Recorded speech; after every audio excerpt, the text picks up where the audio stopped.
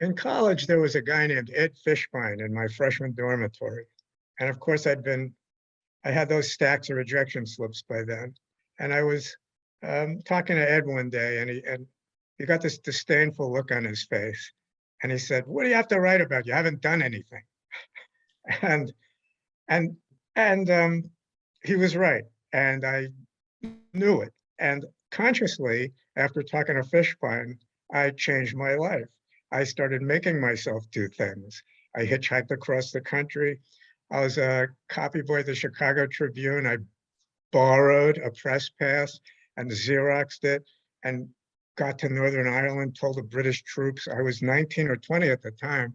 I told them I was a Chicago Tribune reporter, hung out with them, went out with their guerrilla squads, really pushed the envelope in ways that resulted later on in a real career happening.